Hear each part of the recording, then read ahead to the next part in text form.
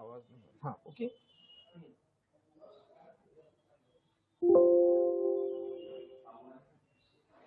okay. This is a modern periodic table. Now this is yes block of modern periodic table. This is the first A group: hydrogen, lithium, sodium, potassium, rubidium, like this. Okay, and now this is the second A group, starting from beryllium, magnesium, calcium, like this.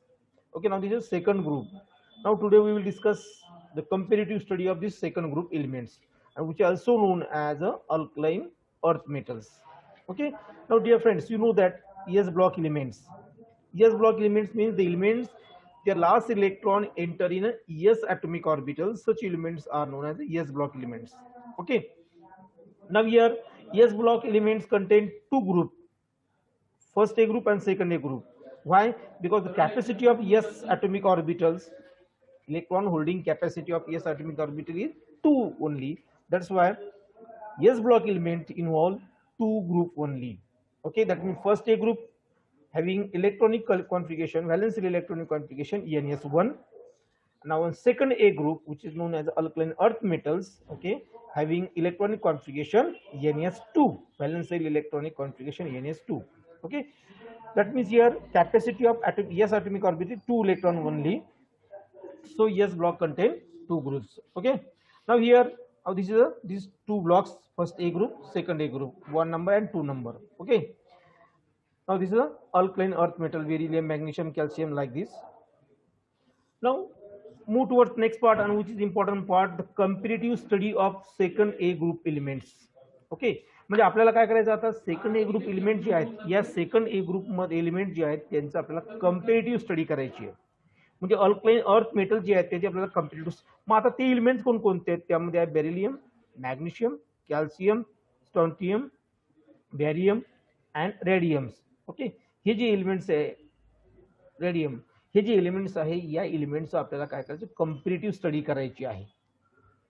म्हणजेच काय करायचं, म्हणजेच आपल्याला जे अगोदर आपण first A ग्रुपमध्ये शिकलो की इलेक्ट्रॉनिक कॉन्फिगरेशन बघायचं त्यांचं, then ionization potential, oxidation state, reactivity, flame coloration. Okay, step by step या गोष्टी आपल्याला काय करायच्या तिथे बघायच्या. Okay, clear. Now these elements are also known as, so second A group of a periodic table, modern periodic table, contain beryllium, magnesium, calcium, strontium, barium and radium. Okay, having the symbol Be, Mg, Ca, Sr, Ba and Ra respectively. Okay, and now these elements are also known as alkaline earth metals. Why? Because after the name of these three elements, particular calcium, strontium and barium, particular these three elements, because these elements are known even in the ancient times as their oxides. Okay, oxides, and the word earth in old days was applied to a metallic oxides. म्हणजेच काय, हे तीन element जे आहेत, हे तीन एलिमेंटचे जे oxides आहेत त्याच्या नावावरून हे अल्कलाइन अर्थ मेटल असं नाव पडलेलं आहे.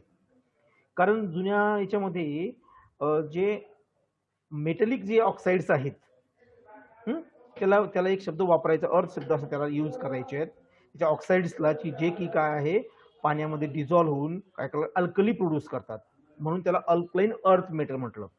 पाण्यामध्ये डिझॉल्व्ह होऊन काय करतात, ते अल्कली प्रोड्यूस करतात, म्हणून त्याला काय केलं, अल्कलाइन अर्थ मेटल असं नाव देण्यात आलेलं आहे. ओके, नाउ नेक्स्ट, आता ही जी टर्म्स आहे, ही टर्म्स या सेकंड ए ग्रुपशी रिलेटेड आहे, आपल्याला आता ते कळालं.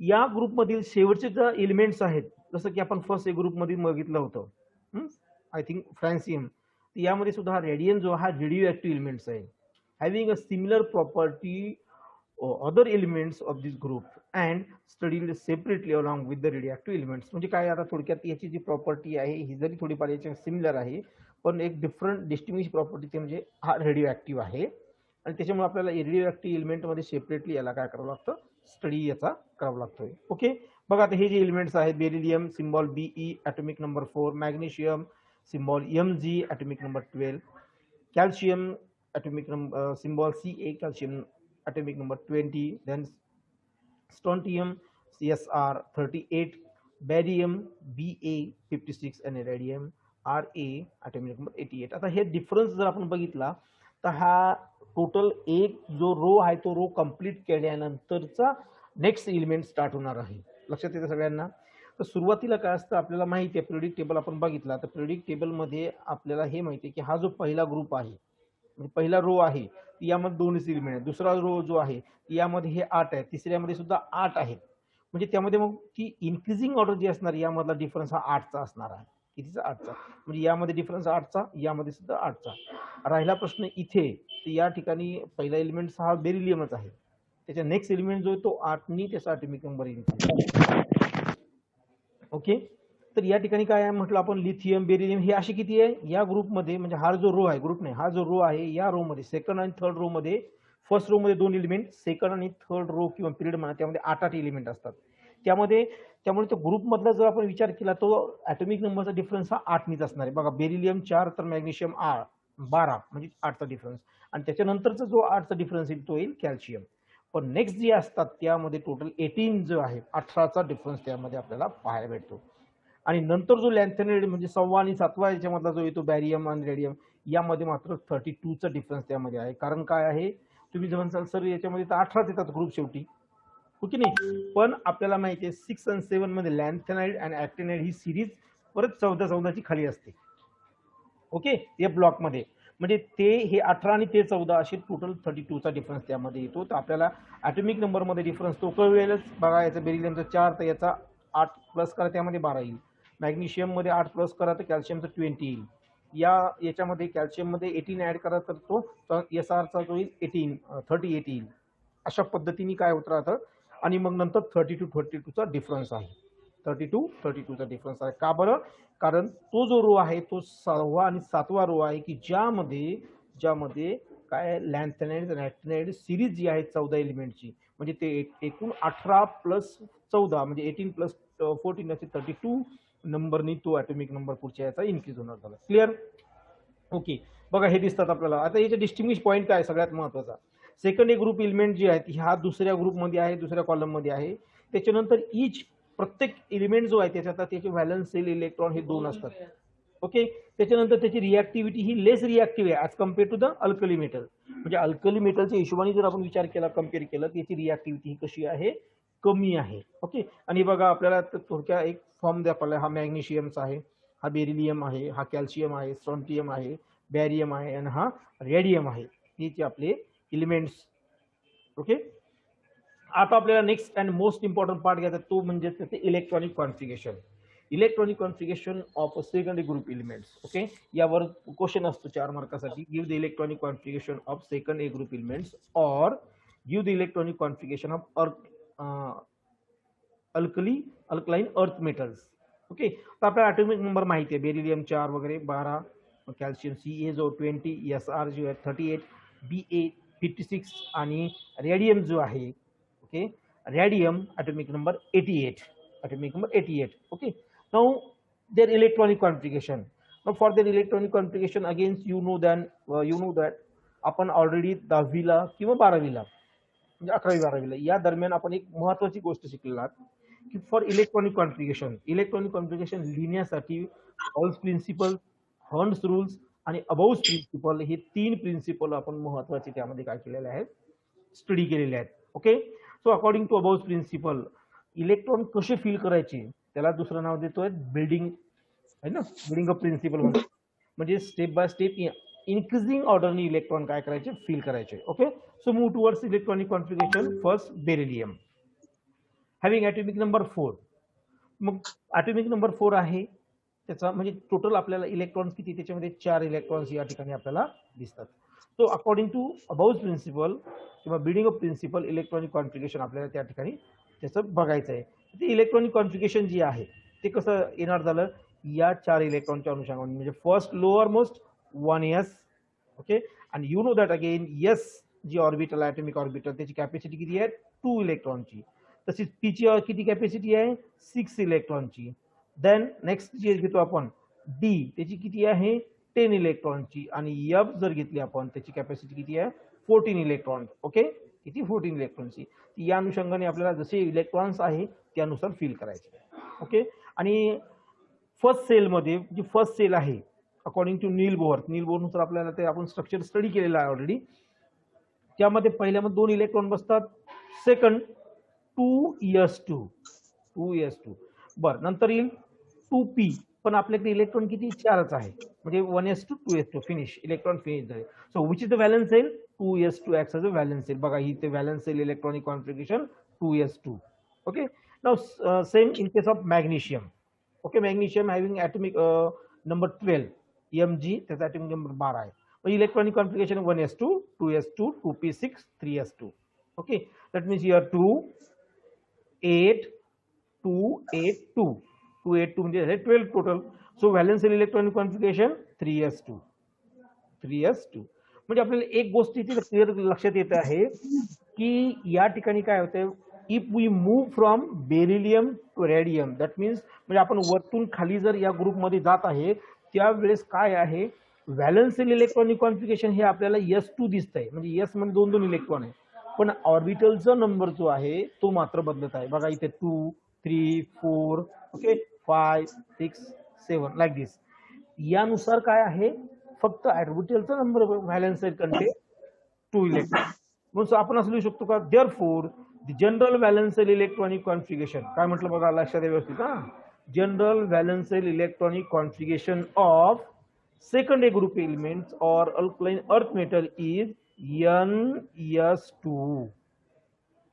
लिहू शकतो मी आपण NS2, where N is nothing but number of orbital occupied by that atom elements.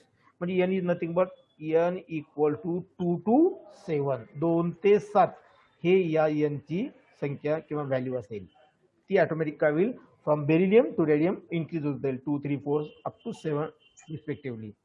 Okay, now next electronic configuration of calcium having atomic number 20. आता आपल्याकडे किती इलेक्ट्रॉन्स आहे कॅल्शियम, म्हणजे आमच्याकडे आहे 20 इलेक्ट्रॉन्स यामध्ये.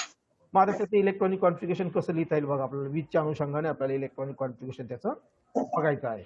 Okay, so first lower most orbital 1s2, पहिल्यांदा काय त्याचं 1s2 2s2 2p6, म्हणजे पहिल्या कक्षेमध्ये 2 इलेक्ट्रॉन, दुसऱ्या कक्षेमध्ये 8 electrons. Okay, now third also content 8 electron. बघा 2 8 8, आपल्याकडे आता उरलेच किती बघा 18 आणि आहे टोटल आहे 20, म्हणजे 2 इलेक्ट्रॉन. सो एक 4s2. ओके 4s2 हे झालं 2 8 8 2, असं हे त्याचं इलेक्ट्रॉनिक कॉन्फिगरेशन आहे. That means again valence shell contain 2 electron 4s2. Okay, म्हणजे असंच आता आपल्याला SR, याचा ॲटॉमिक नंबर आहे 38, electronic configuration 1s2 2s2 2p6 3s2 3p6 4s2 4p6 5s2, म्हणजे इथं सुद्धा इलेक्ट्रॉनिक कॉन्फिगरेशन किती आलं यामध्ये 5s2 व्हॅलन्स सेल. बघा इथे दिसतंय आपल्याला क्लिअर. मग असंच बॅरियमचं. पण आता मित्रांनो एक लक्षात घ्या, मध्ये सगळ्यात महत्त्वाचा आणि डिस्टिंग्विश पॉईंट पहा. फर्स्ट जी सेल आहे content 2 electron, while second content 8 electron and third content 18. मग आपल्याला एक प्रश्न येऊ शकतो, सर इथे 18 का नाही, या तिसऱ्यामध्ये इथे 18 का नाही? तर काय, डी मध्ये इलेक्ट्रॉन एंटर करण्याच्या अगोदर, ऐकून घ्या व्यवस्थित, डी इलेक्ट्रॉन एंटर करण्याच्या अगोदर इलेक्ट्रॉन हा कशामध्ये भरतात, समोरच्या यस मध्ये फिल करतात. ओके, आणि मग नंतर परत रिव्हर्स येऊन डी मध्ये इलेक्ट्रॉन फिल करतात. म्हणून अगोदर यस मध्ये इलेक्ट्रॉन टाकले जातो, आणि जर शिल्लक उरले तर मग आपल्याला टाकायचंय या डी मध्ये, आपल्याला काय करायचं आहे ऍड करायचं आहे. जर एक्सेस इलेक्ट्रॉन असेल तर, जसं की आता या केसमध्ये बघा बॅरियमच्या 3d10, इथे सुद्धा एक मिसिंग येतो लक्षात, 4s2 p6 4d10, इथे सुद्धा 4d10 आला. मग आता 4f आपल्याला पाहिजे याच्यानंतर, पण 4f हा कधी येतो, आफ्टर 5p नंतर तो येतो. ओके, म्हणून काय झालं, सुद्धा व्हॅलन्स इलेक्ट्रॉन जे आहे तिथे 6s2, बट हे बघा इथे 6s2 दिसतात. क्लिअर. मग same in case of radium also. म्हणजे आता आपल्याला यामध्ये एक महत्वाचा पॉईंट लक्षात येणार आहे की सर हे जे इलेक्ट्रॉनिक कॉन्फिगरेशन आहे, आपण जर हा 6s 7s 5s 4s हा जर आपण वगळला तर रिमेनिंग इलेक्ट्रॉनिक कॉन्फिगरेशन जे आहे एवढे हे बिलकुल झिरो ग्रुप सारखं आहे. बघा इथेच पहा इन केस ऑफ मॅग्नेशियम. चला मॅग्नेशियमच्या केसमध्ये बघा, बघा हे जे एवढी इलेक्ट्रॉनिक कॉन्फिगरेशन आहे 1s2 2s2 2p6. Now this is the electronic configuration similar to that of the neon. हे कोणासारखं आहे, निऑन हा झिरो ग्रुप मधला एलिमेंट जो आहे त्याच्यासारखं इलेक्ट्रॉनिक कॉन्फिगरेशन हे आहे. म्हणजे याचा अर्थ काय, याचा अर्थ असा यामध्ये आपल्याला क्लिअर होतो की आपण झिरो ग्रुपचं एलिमेंट यूज करून सुद्धा याचं इलेक्ट्रॉनिक कॉन्फिगरेशन आपण काय करू शकतो, लिहू शकतो. क्लिअर. म्हणून या ठिकाणी हे दिलंय electronic configuration with zero group. म्हणजे फर्स्ट केसमध्ये हेलियम, दुसऱ्यामध्ये वापरायचं निऑन, नंतर आर्गॉन, क्रिप्टॉन, झेनॉन आणि रेडॉन हे इलेक्ट्रॉनिक कॉन्फिगरेशनसाठी वापरलेले या ठिकाणी झिरो ग्रुप एलिमेंट्स. कारण ॲटोमॅटिक आपल्याला माहिती आहे या ठिकाणी जर electronic configuration atomic number of helium 2 आणि 2 किती झाले 4 बघा. इथे निऑन 10 and 2 12 हे बघा 12. ओके. आर्गॉन 18 प्लस 2 20 हे 20 आले. देन क्रिप्टॉन 36 आणि हे प्लस 2. तसंच झेनॉन 54 आणि याच्यामध्ये 86, रेडॉनचं 86. अशा पद्धतीने हे आपल्याला इलेक्ट्रॉनिक कॉन्फिगरेशन यामध्ये लिहिता येईल. अगदी सोपं इलेक्ट्रॉनिक कॉन्फिगरेशन आहे. फक्त एकदा आपल्याला काय करावं लागेल, इथे प्रॅक्टिस त्याची करावी लागणार आहे. ओके. चला आता आपण पुढचा पार्ट कडे जाऊ. तो पार्ट म्हणजेच काय, हेच म्हटलं की व्हॅलन्स सेल याच्यामध्ये किती इलेक्ट्रॉन्स आहे, valence shell contain 2 electron, valence shell मध्ये 2 इलेक्ट्रॉन्स याच्यामध्ये आहे, असं त्याचा अर्थ. क्लिअर. त्याच्यानंतर व्हॅलन्स सेलच्या अगोदरची जी आहे पेनल्टिमेट सेल म्हणतो आपण त्याला, बघा काळजीपूर्वक लक्ष द्या. ही आहे व्हॅलन्स सेल 3s आणि ही जी आहे ही पेनल्टिमेट सेल आणि ही जी आतली ती अँटी पेनल्टिमेट सेल.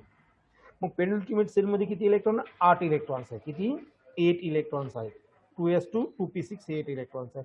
मग हे 8 इलेक्ट्रॉन जे आहेत हे म्हणजेच काय, जवळपास हा जो झिरो ग्रुप मध्ये एलिमेंट्स आहे त्यासारखे इलेक्ट्रॉनिक, आणि म्हणून तर आपण हे वापरले यामध्ये फॉर इलेक्ट्रॉनिक कॉन्फिगरेशन. ओके. हे जे एलिमेंट्स आहे बघा, एस ब्लॉक एलिमेंट्स आपल्याला माहिती आहे हे इलेक्ट्रो पॉझिटिव्ह एलिमेंट्स आहे. कारण आपल्याला माहिती आहे if we move from group number 1 to group number 18, आपण पिरियडिक टेबलमध्ये एका ग्रुपकडून 18व्या ग्रुपला जात असताना इलेक्ट्रो पॉझिटिव्ह कॅरेक्टर डिक्रीज होतात आणि इलेक्ट्रो निगेटिव्ह कॅरेक्टर इन्क्रीज होतात. मग हे सुरुवातीचंच आहे फर्स्ट ग्रुप आणि सेकंड ग्रुप एस ब्लॉक मधले. म्हणजे हे काय इलेक्ट्रो पॉझिटिव्ह एलिमेंट्स आहेत. म्हणजे हे काय करतात, इझिली इलेक्ट्रॉन लॉस करतात आणि पॉझिटिव्ह चार्ज कॅरी करतात.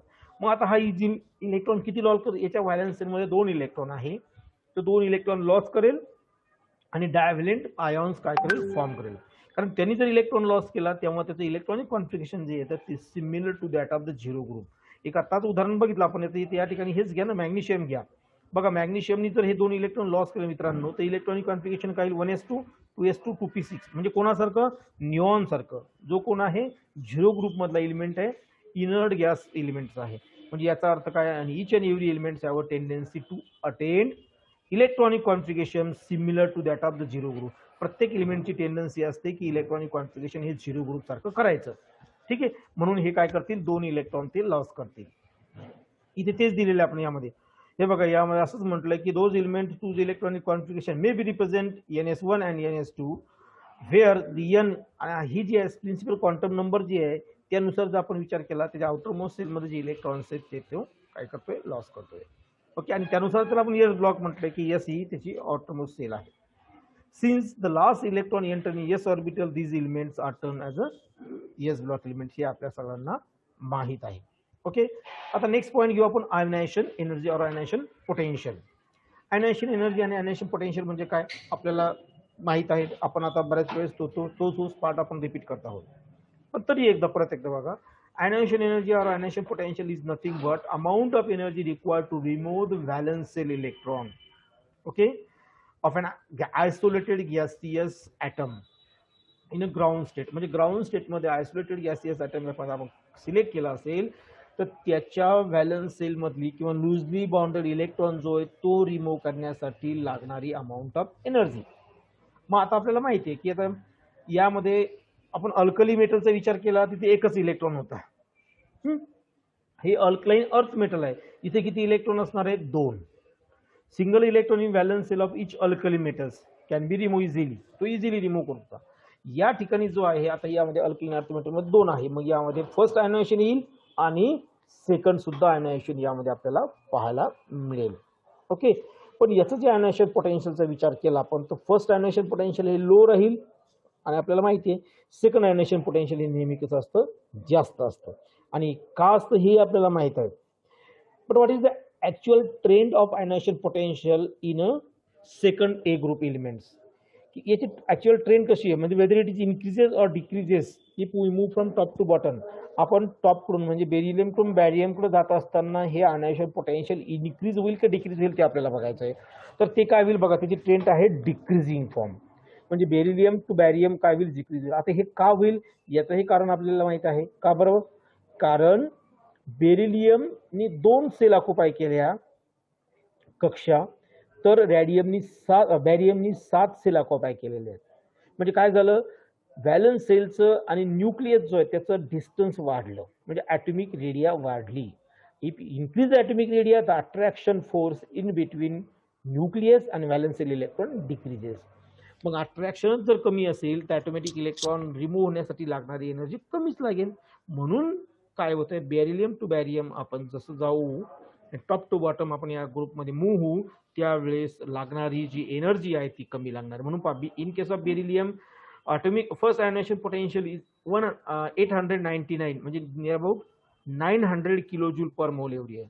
बट सेम केस इन बॅरियम, त्याच ग्रुपमधला शेवटचा बॅरियम जर घेतला तर अमाऊंट ऑफ एनर्जी जी आहे to remove the first electron, so known as the first ionisation potential is 503, म्हणजे 503 503 किलोजूल पर मोल.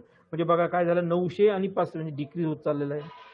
तर बघा 900 आहे, नंतर मॅग्नेशियमचं 737, कॅल्शियमचं 590, SRचं जे आहे ते 550, म्हणजे डिक्रीज होत चाललं आहे.